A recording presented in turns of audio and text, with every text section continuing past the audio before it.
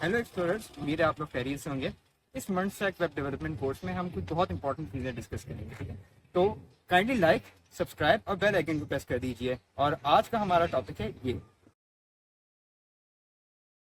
Memo के बारे में पढ़ेंगे, ठीक है। यूज मेमो रिएक्ट का एक हुक है, ठीक है। हुक का क्या नाम है हमारा? Use memo. अच्छा जी, यूज मेमो हुक हमारा क्यों यूज होता है, ठीक है। यूज मेमो हुक हमारा इसलिए यूज होता है कि बेसिकली इसके अंदर अगर हमारी कोई भी हैवी कंप्यूटेशन हो रही है ना, कि जैसे for example large calculations, large calculations कह रहे हैं आप, ठीक है। लार्ज कैलकुलेशन या कह रहे हैं एक्सपेंसिव कैलकुलेशन। एक्सपेंसिव यानी यही होता है कि आपकी कैलकुलेशन बहुत कॉम्प्लेक्स हैं या बहुत ज़्यादा अमाउंट की हैं, जिसकी वजह से आपकी परफॉर्मेंस डाउन हो सकती है, ठीक है। एक्सपेंसिव कैलकुलेशन, ठीक है। तो आप उसमें क्या यूज़ करेंगे? उस सिनेरियो में आप यूज़ करेंगे यूज़ मेमो हुक, ठीक है। जैसे कि फॉर एग्जांपल एक सिनेरियो है कि अक्सर ये होता है कि आप फॉर लूप चला रहे हो और वो 1000 तक का लूप है, ठीक है। फॉर लूप आप चला रहे हो और वो कहाँ तक है? 1000 का। तो चांसेस हैं 1000 या बिल्कुल बेसिक एग्जांपल दे रहा हूँ मैं आपको, ठीक है, कि 1000 या उससे ज़्यादा का है, आपकी एप्लीकेशन को वो स्लो कर सकता है। फॉर एग्जांपल वो अगर आपकी एप्लीकेशन को आपको लग रहा है वो स्लो कर सकता है, फिर आप क्या यूज़ करेंगे? यूज़ मेमो यूज़ करेंगे, ठीक है। तो यूज़ मेमो का सिंटेक्स बिल्कुल उस तरह ही है जिस तरह हम यूज़ इफेक्ट का यूज़ करते हैं, ठीक है। मेमो हम कब यूज़ करते हैं? जब हमारी एक्सपेंसिव कैलकुलेशन हो, ठीक है।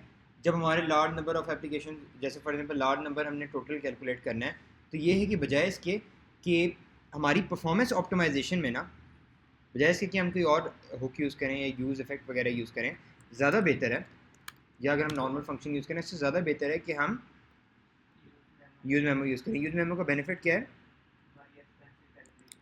यूज़, और एक और चीज़ ये है कि यूज़ फॉर इम्प्रूविंग परफॉर्मेंस, ठीक है। लार्ज लार्ज कैल नहीं, लार्ज कैलकुलेशन बेसिकली क्या करता है कि लार्ज कैलकुलेशंस आपकी जो होती है ना, उनको क्या करता है कि उनको यूज़ मेमो हुक जो है ना, वो इस तरह ऑप्टिमाइज वे से करता है कंप्यूट, कि बेसिकली आपको प्रॉब्लम नहीं होती और एप्लीकेशन उसकी वजह से वो स्लो नहीं होती, ठीक है। अच्छा, अब क्या है, मैं आपको बताता हूँ कि जो यूज़ मेमो हुक है ना, वो रिटर्न करता है रिटर्न वैल्यू, ठीक है। जो भी आपका रिजल्ट होगा ना, जो भी आप कोई फंक्शन वगैरह चला रहे हो, उसका आप कह रहे हैं कि क्या, जो भी आपका रिजल्ट आया होगा वो वैल्यू देगा, ठीक है। जबकि क्या कहते हैं, आपका यूज़ रेफ हमारा जो था वो क्या करता था? रेफरेंस के तौर पे तो यूज़ होता था, बट यूज़ रेफ हुक जो है वो हमारा क्या रिटर्न करता था? नहीं, यूज़ रेफ हमारा कुछ रिटर्न करता था, ऑब्जेक्ट रिटर्न करता था, एक ऑब्जेक्ट रिटर्न करता था जिसके अंदर हमारे पास करंट होता था, राइट, याद है ना आपको? उसी तरह यूज़ मेमो क्या करता है? वैल्यू को रिटर्न करता है। जबकि हमारे पास एक हुक होता है यूज़ कॉल बैक का, ठीक है।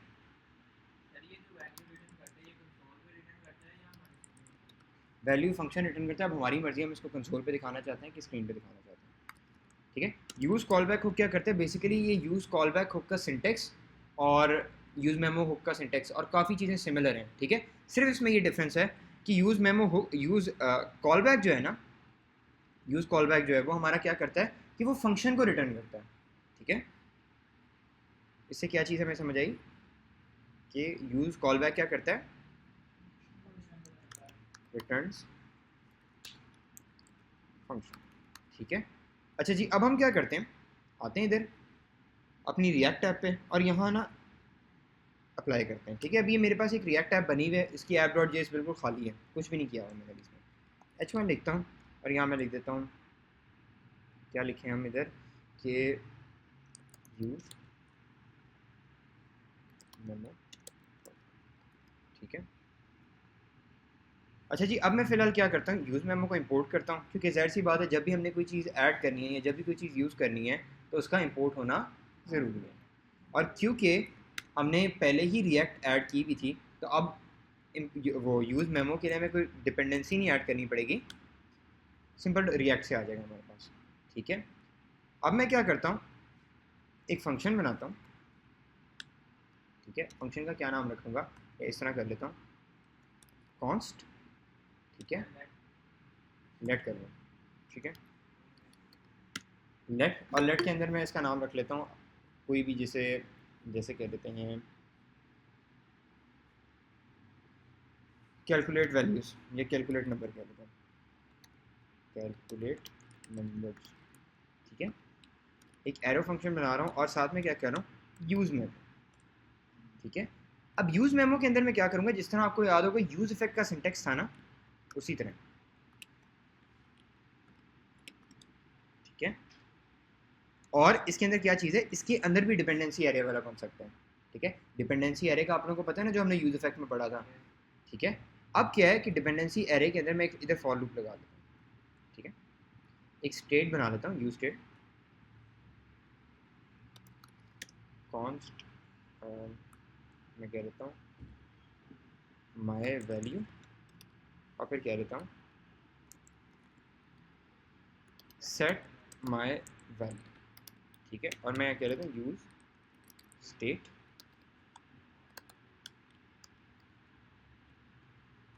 ठीक है। अब इसकी ज़ीरो ही रख लेते हैं फिलहाल वैल्यू, ठीक है। अब मैं क्या करता हूँ, for let I is equal to zero, और मैं कहता हूँ I less than equal to, जैसे कह ले 200 कर लेते हैं, ठीक है। I less than equal to 200, 1000 में बहुत ज़्यादा हो जाएगा, बट खैर इसको देख लेते हैं, ठीक है। अब कैलकुलेट नंबर्स क्या है कि जब मैं इसको कंसोल डॉट लॉग करूँगा, ठीक है, कंसोल डॉट लॉग में क्या करता हूँ, माय वैल्यू, या मैं कह देता हूँ कि my number is on index, ठीक है। My number is on index, और साथ में प्लस क्या कह देता हूँ, आई, ठीक है।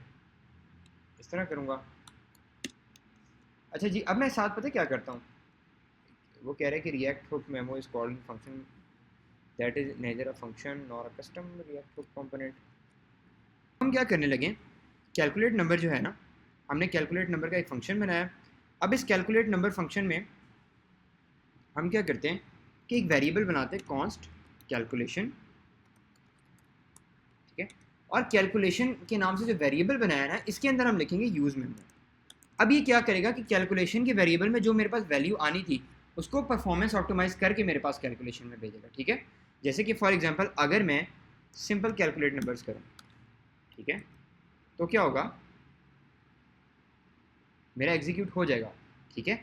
बट ये भी 200 नंबर्स हैं, अगर 200 से भी ज़्यादा, ठीक है, जैसे कि फॉर एग्जांपल 2000 भी हो सकते हैं,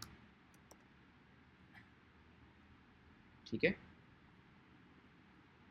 ये बहुत, जिसे कहते हैं ना, आप कह लो कि मैं 10,000 कह लो, तो 10,000 पे हो सकता है मेरी एप्लीकेशन स्लो हो जाए, ठीक है। रिफ्रेश करता हूँ, ठीक है। और अगर मैं इसको कर लूँ एक और ज़्यादा, 1 लाख कर लेता हूँ, ठीक है, ठीक है। तो कंसोल डॉट लॉग तो हो रहा है, बट ऑब्वियसली एक लोड पड़ रहा है मेरी एप्लीकेशन पे, ठीक है। तो मुझे ये चीज़ पता है कि ये वाला जो सिनेरियो है, इसमें यूज़ मेमो यूज़ करना है, ठीक है। ऑल दो यूज़ मेमो भी हो सकता है हमारी एप्लीकेशन इसी तरह करे, बट परफॉर्मेंस वाइज कंपैरेटिवली बहुत बेहतर होगा वो, और हमारी एप्लीकेशन पे लोड नहीं डालेगा वो यूज़ मेमो हुक जो है, ठीक है। अब इसको हम यूज़ मेमो के थ्रू करके देखते हैं, ठीक है। यूज़ मेमो का सिंटेक्स हमने क्या पढ़ा था, बिल्कुल उसी तरह जैसे यूज़ इफेक्ट है,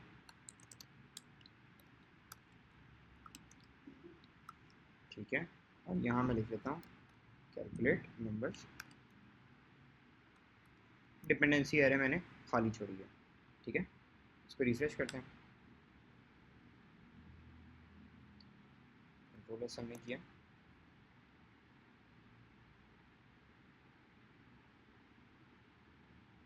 लोकल उस पर स्टार्ट करके देखते हैं दोबारा, लोकल उस 3000 पे आते हैं और दोबारा देखते हैं, ठीक है।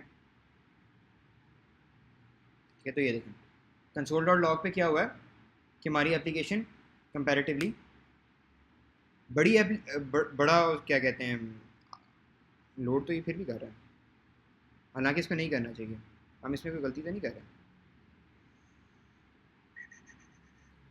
चेक कर लेते हैं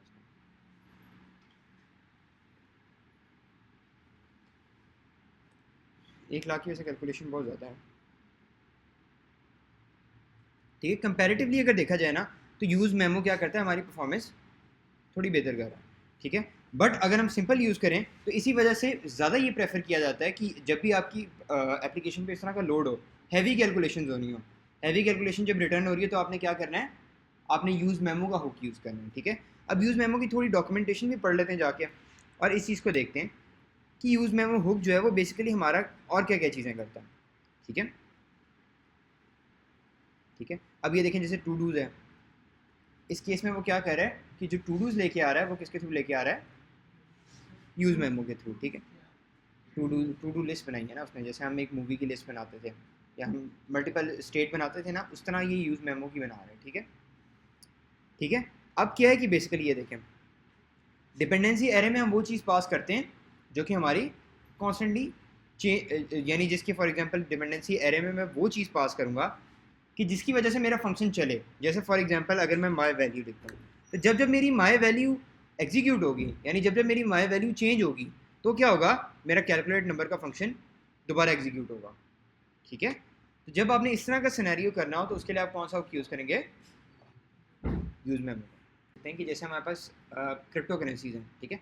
क्रिप्टो करेंसीज हमारे पास बहुत सारी हैं, ठीक है। बहुत सारी क्रिप्टो करेंसीज को अगर प्लस करना है, प्लस करके हमने ये बताना है कि टोटल क्रिप्टो मार्केट में फॉर एग्जांपल कितनी अमाउंट पड़ी हुई है, कितने, अगर मैं सारे कॉइन्स एक दफ़ा ख़रीदना चाहूँ, आपने फॉर एग्जांपल किसी यूज़र को ये दिखाना है कि अगर मैं सारी क्रिप्टो जो आज पड़ी हुई है, जो यानी फॉर एग्जांपल जो मेजर टॉप 10 कॉइन्स हैं, टॉप 20, टॉप 30, टॉप 40, उनकी वैल्यूज़ को अगर मैं प्लस करता हूँ तो टोटल एक एक अगर मैं लेता हूँ तो कितनी वैल्यूज़ बनेंगी, तो एक कैलकुलेशन हो रही है ना, और जाहिर सी बात है इसमें हैवी टाइप की कैलकुलेशन हो रही है। इसके लिए इस तरह के सिनेरियो के लिए आप यूज़ मेमो यूज़ करोगे। ई कॉमर्स में देखो जब आप प्रोडक्ट वगैरह ऐड कर रहे हैं ना तो उसमें बहुत हैवी कैलकुलेशन होगी भी, तो उसमें आप use memo I don't think so आपकी यूज़ होगी। देखो अगर सारे भी आप ऐड करना चाहते हो, अगर आपको लग रहा है कि बहुत ही ज़्यादा लोड है, फिर आप यूज़ मेमो यूज़ कर सकते हो। यूज़ मेमो यूज़ करने का नुकसान कोई नहीं है आपको, ठीक है। यूज़ मेमो बेसिकली रिएक्ट की तरफ से आपको एक यूटिलिटी है, ठीक है।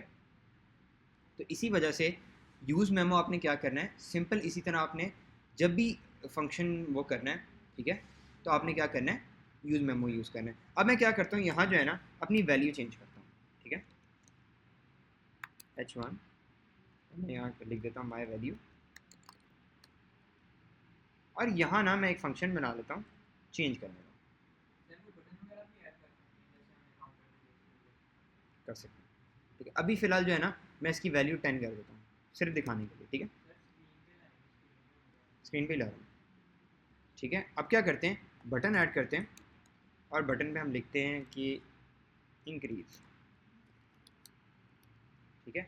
और मैं क्या करता हूँ कि मैं ना फंक्शन बनाता हूँ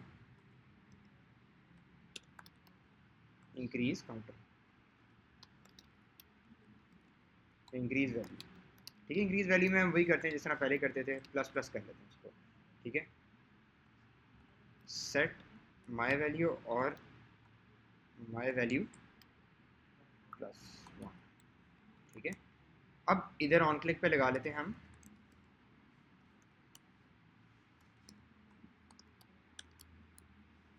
ठीक है। अच्छा जी, मैं क्या करता हूँ, ये यूज़ मेमो का आपको डिफरेंस नज़र आया, ये नीचे आप कंसोल में चेक करें, मेरी वैल्यू तो बढ़ रही है, पर क्या हो रहा है कि यूज़ मेमो के थ्रू क्या हो रहा है, मेरा फंक्शन जो है वो बार बार एग्जीक्यूट हो रहा है जब जब मेरी माई वैल्यू चेंज हो रही है। हमने डिपेंडेंसी एरे का ये कॉन्सेप्ट पढ़ा था ना, इसको ज़रा एनालाइज करते हैं, ठीक है। हमने क्या पढ़ा था,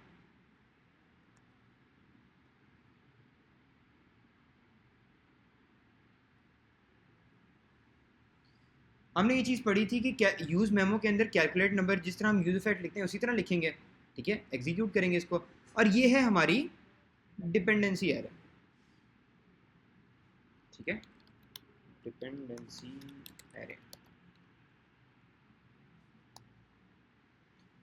डिपेंडेंसी एरे, अब डिपेंडेंसी एरे में मैं जो भी चीज़ लिखूंगा ना, जैसे माई वैल्यू लिखी है, अब जब जब मेरी माई वैल्यू चेंज होगी मेरा ये कैलकुलेट नंबर वाला फंक्शन एग्जीक्यूट होता रहेगा, ठीक है। इसी वजह से आप देख रहे हो नीचे, ये देखो मैंने कंसोल क्लियर कर दिया है, मैं जैसे ही इंक्रीज़ करूँगा मेरी वैल्यू चेंज हो रही है ना, मेरी वैल्यू चेंज होने पे क्या हो रहा है, मेरा फंक्शन वो बार बार एग्जीक्यूट हो रहा है और मुझे कंसोल पे चीज़ें शो हो रही हैं।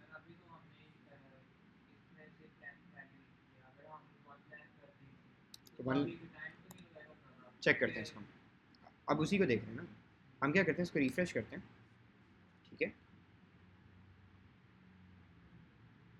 ठीक है, रिफ्रेश करते हैं और क्या करते हैं, ठीक है,